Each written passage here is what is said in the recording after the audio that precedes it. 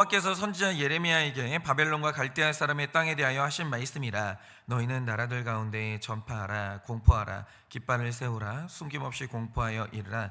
바벨론이 함락되고 벨이 수치를 당하며 무로닥이 부스러지며 그 신상들은 수치를 당하며 우상들은 부스러진다 하라.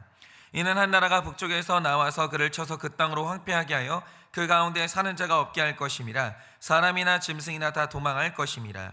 여호와의 말씀이니라. 그날 그때 이스라엘 자손이 돌아오며 유다 자손도 함께 돌아오되 그들이 울면서 그 길을 가며 그의 하나님 여호와께 구할 것이며 그들이 그 얼굴을 시온으로 향하여 그 길을 물으며 말하기를 너희는 오라, 잊을 수 없는 영원한 언약으로 여호와와 연합하라 하리라.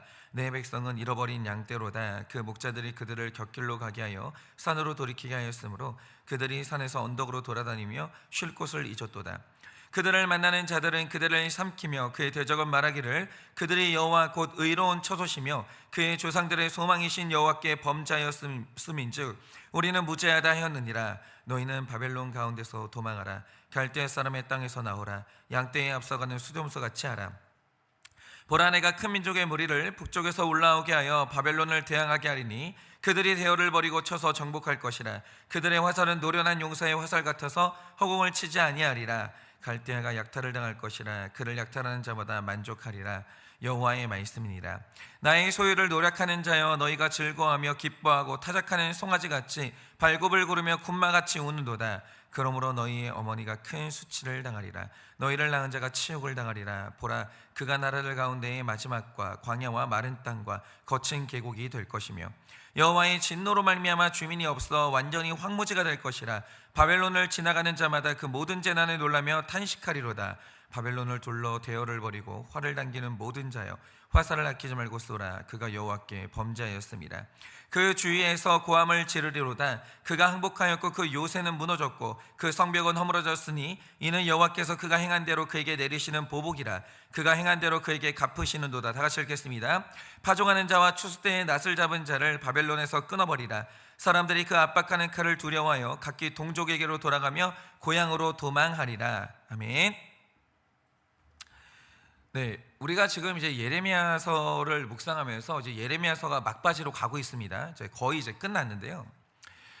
길게 봤습니다. 정말 이게 길게 본 게 여러분 아시는지 모르겠지만 성경에서 제일 긴 게 예레미야서입니다. 그런데 여러분이 이제 지금까지 길게 보면서 봤던 내용이 뭡니까? 사실 모든 성경은요, 불택자에게는 별로 관심이 없습니다. 모든 성경은 택자의 구원에 관한 이야기이기 때문에 예레미야서의 주제도 당연히 그 중심에는 택자의 구원이 있는 거예요. 그런데 이 구원과 관련해서 택자 이스라엘이 당하는 고난이죠. 그들은 왜 하나님께 징계를 당했고 왜 망했냐? 이게 예레미야서 45장까지의 내용이에요. 그러니까 총 52장의 내용에서 45장까지가 왜 택자들은 고난을 당했는가, 이거였습니다. 그런데 예레미야서가 46장으로 딱 넘어오니까 그때부터 이야기가 정반대가 돼요. 그게 뭐냐? 택자 이스라엘을 치는 몽둥이로 사용됐던 악한 나라들에 대한 하나님의 보복이 시작됩니다. 그래서 우리가 이집트, 블레셋, 모압, 암몬, 에돔 이런 나라들에 대해 이제 심판 예언을 보는 거죠.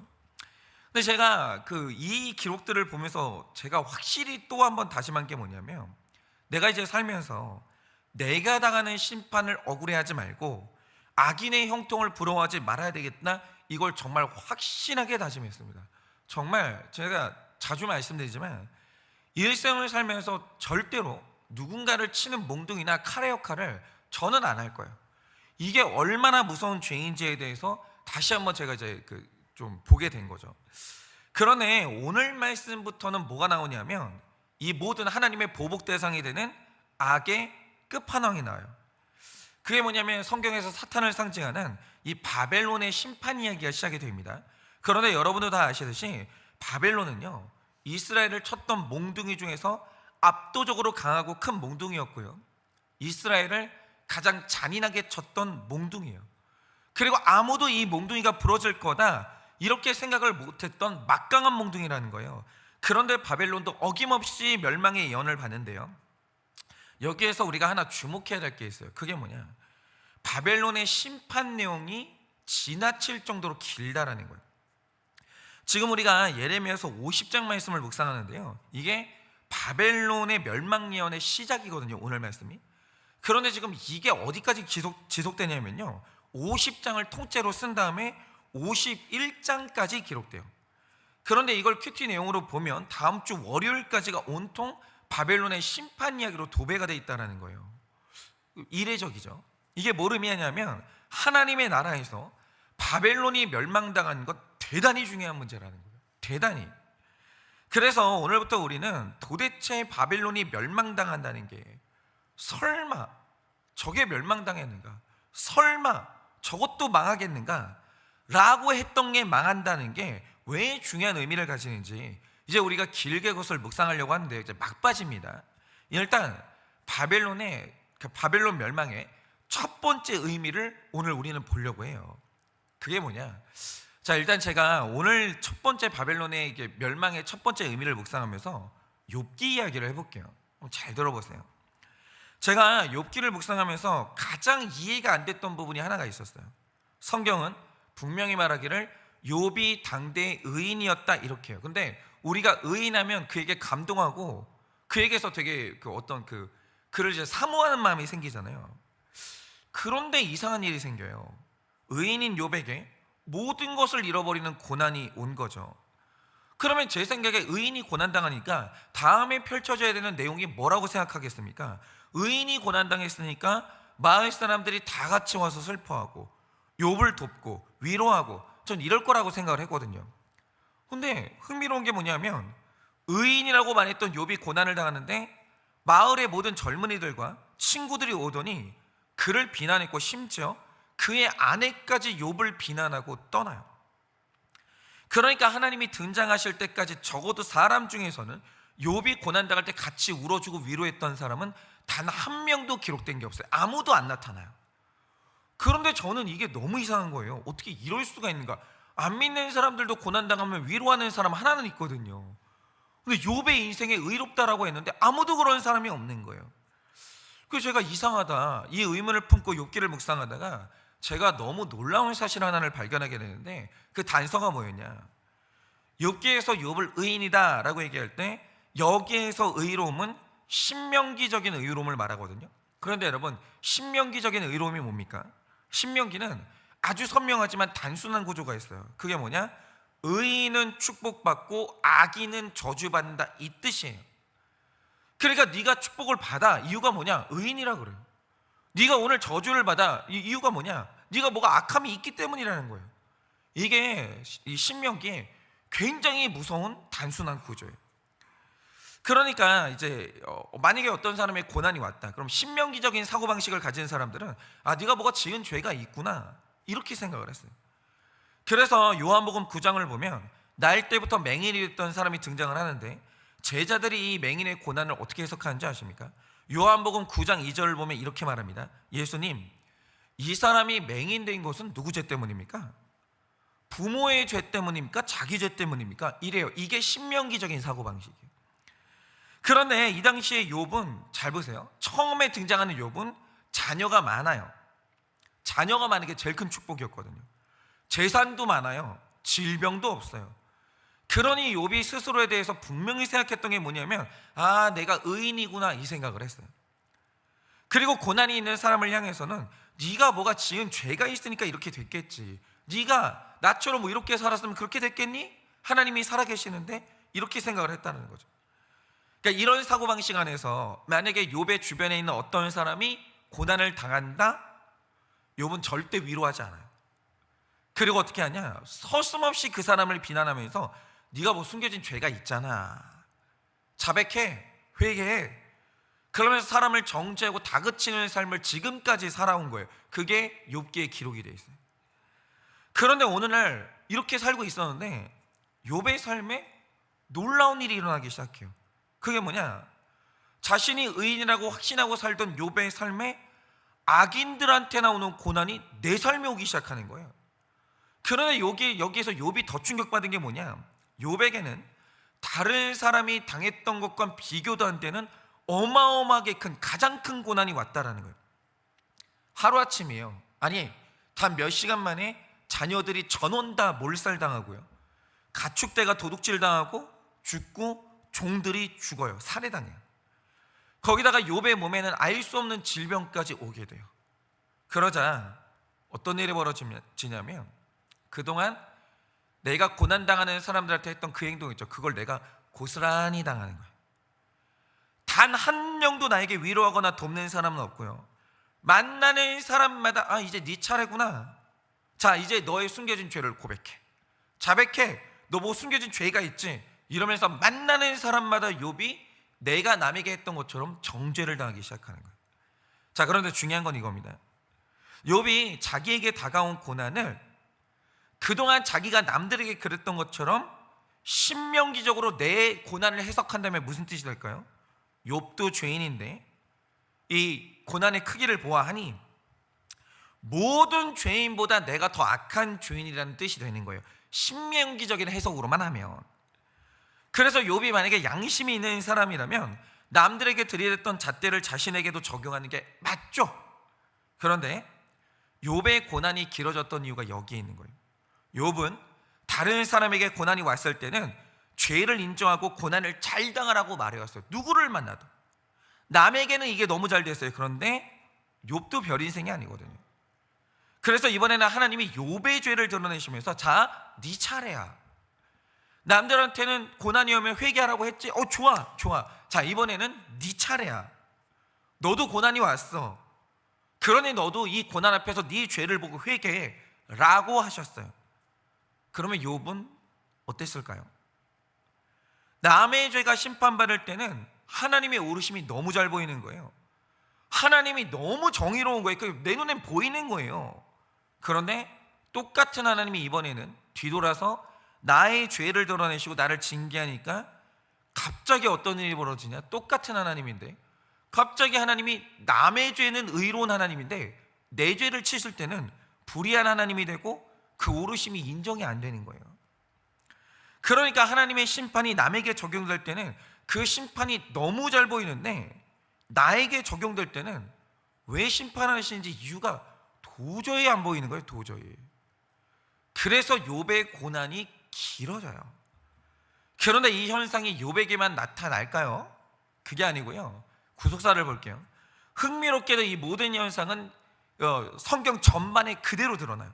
자, 이스라엘도 마찬가지였는데 그들은 율법을 가진 민족으로서 자신들은 율법에 맞게 살고 있다고 믿었고 다른 사람들을 이방인이라고 부르면서 율법대로 살지 못하는 그들을 정죄했어요.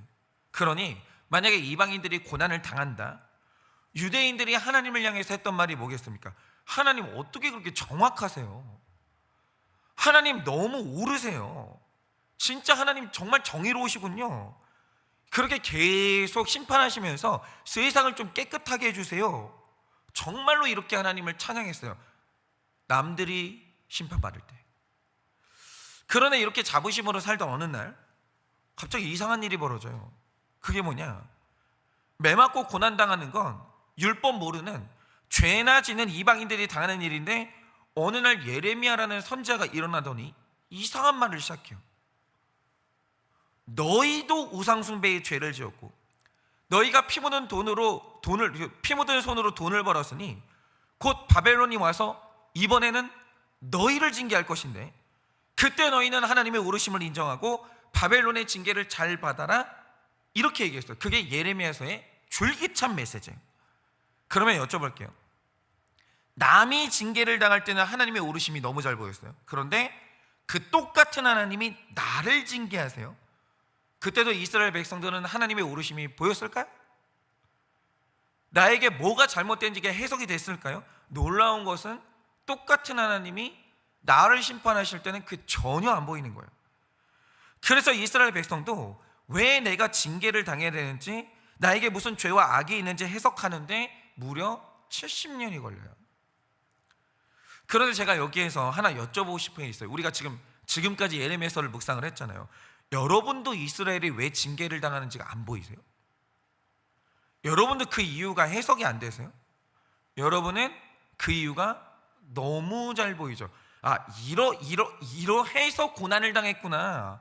하나님은 오르시지. 근데 왜 이 사람들은 자기가 안 보이지? 우리가 이런 생각을 하잖아요. 그런데 재밌는 건 뭐냐면 남들은 다 보이는데 징계를 당하는 당사자 자기만 그게 안 보이는 거예요. 그런데 보세요. 자, 이스라엘이 징계를 당할 때 그걸 바벨론이 제3자의 눈으로 오래 지켜봤어요. 그걸 보는 바벨론 사람들이 뭐라고 했는지 기억하십니까?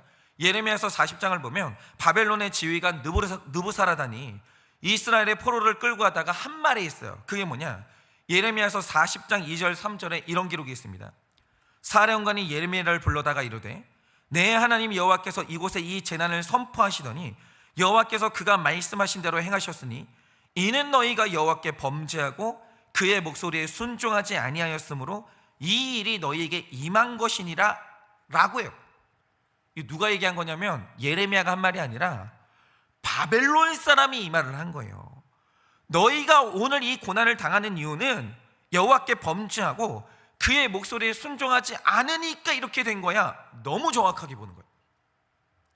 바벨론 사람의 눈에도 이스라엘 백성들이 왜 이런 고난을 당하는지가 너무 보이고 하나님의 오르심이 명확히 보이는 거예요. 그런데 보세요. 바벨론이 얼마 전까지 하나님이 오르시다고 했어요.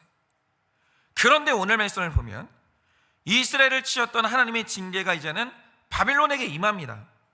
그러니까 여러분이 아셔야 되는 게 있는데 그게 뭐냐면 이 땅에 태어나는 사람은 누구나 다 자기 죄와 악에 대한 심판을 받아요. 이거는 누구나 그래요. 여러분만 착각하는 거예요. 여러분은 악과 죄가 없을 것 같으세요? 뭐 엄청 내가 훌륭하게 산 것 같으세요? 누군가에 비하면 나는 굉장히 선하고 의롭게 산 것 같으세요? 그게 여러분의 망상이고 착각이라는 거예요. 여러분, 이 세상에 죄와 악이 없는 사람은 없어요. 택자 이스라엘도 하나님이 심판하실 만한 죄와 악이 있었다는 거예요. 그러므로 누구나 순서만 달라요.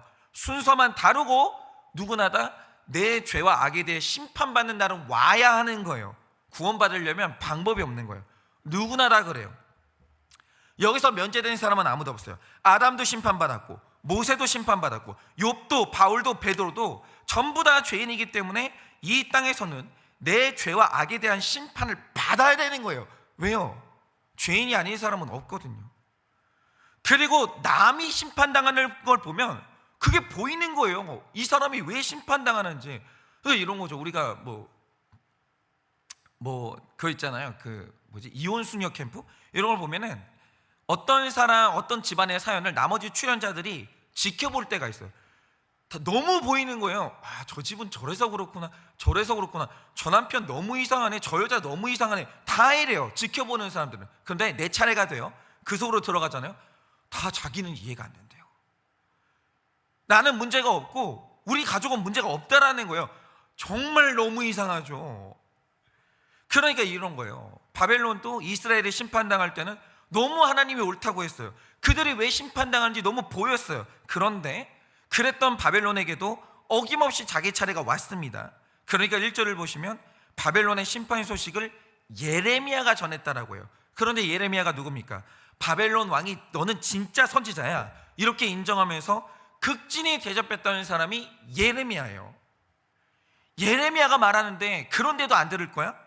가장 신뢰할 만한 예레미야를 세워서 바벨론의 심판을 예언하는 거예요. 그런데 2절을 보시면 하나님이 예레미야에게 5번 이 강조하시면서 말씀을 하시는데 전파하라, 공포하라, 깃발을 세우라, 공포하여 이르라 이러시거든요. 그런데 이렇게 강조하시면서 선포하는 내용이 뭡니까? 이제 네 차례라는 거예요. 바벨론에 함락되고 바벨론의 우상인 벨이 수치를 당하며 무로닥이 부스러지며 그 신상들은 수치를 당하며 우상들은 부스러진다 하라 라고 하세요. 이제 네 차례라는 거예요.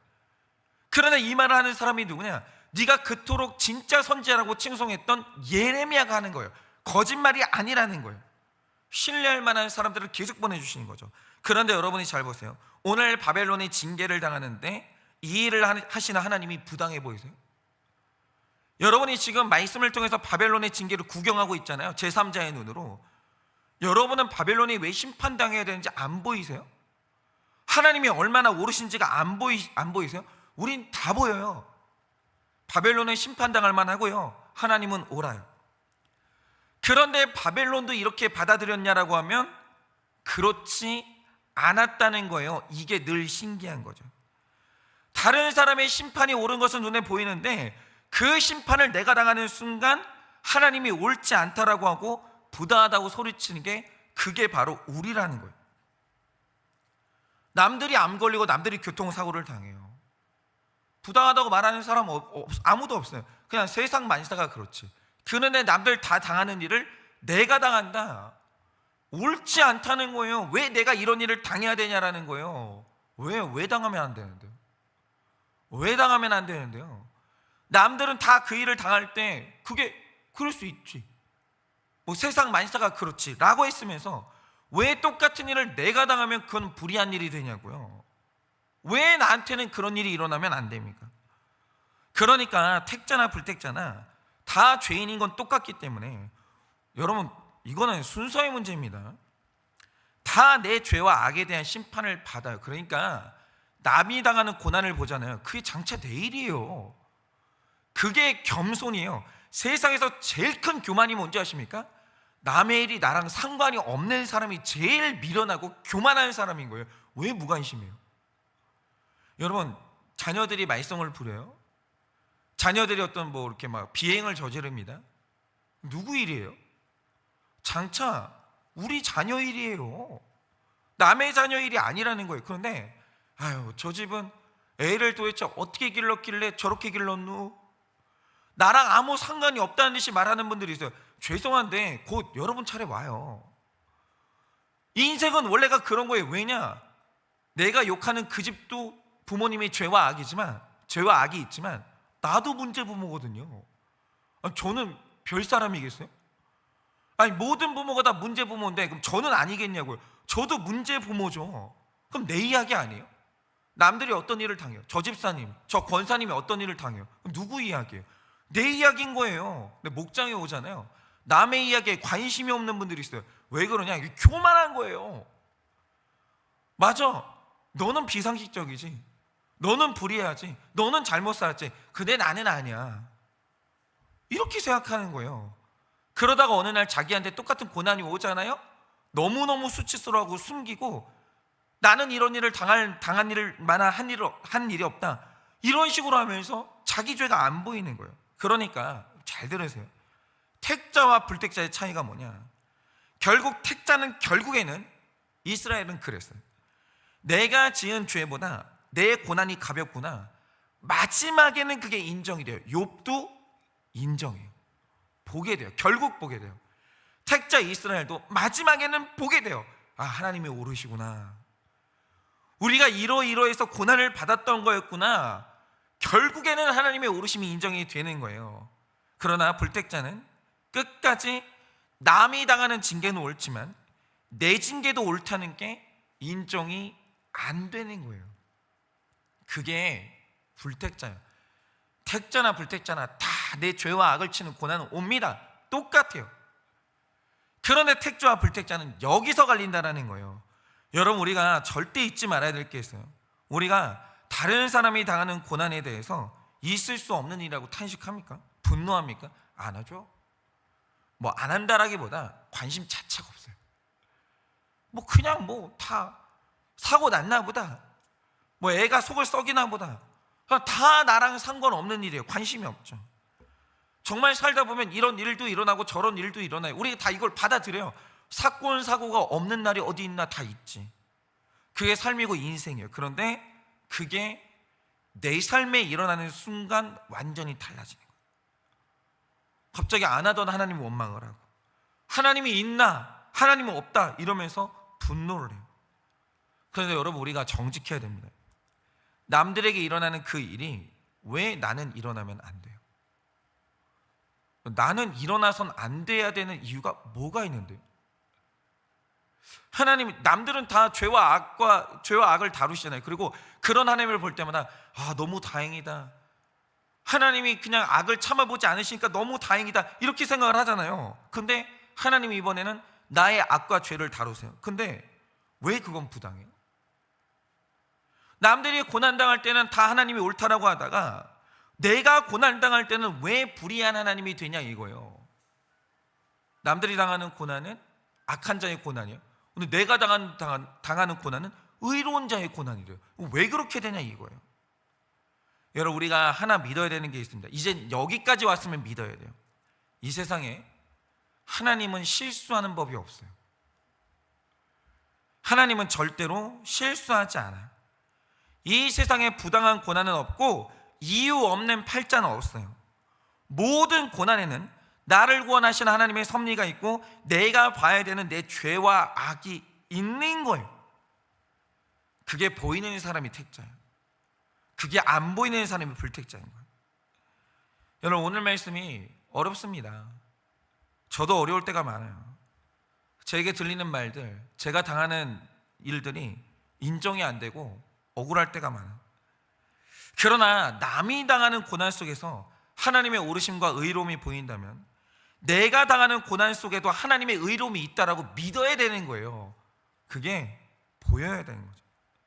그래서 우리는 끝까지 인정이 안 돼서 망하는 바벨론이 아니라 인정이 되고 어느 날 하나님의 뜻이 보여서 회복되는 이스라엘이 되시기를, 그리고 오늘 여러분이 겪어내는 모든 어떤 고난들과 어떤 힘든 일들이 다 그렇게 해석되어지는 기적이 일어나기를 예수님의 이름으로 축원합니다.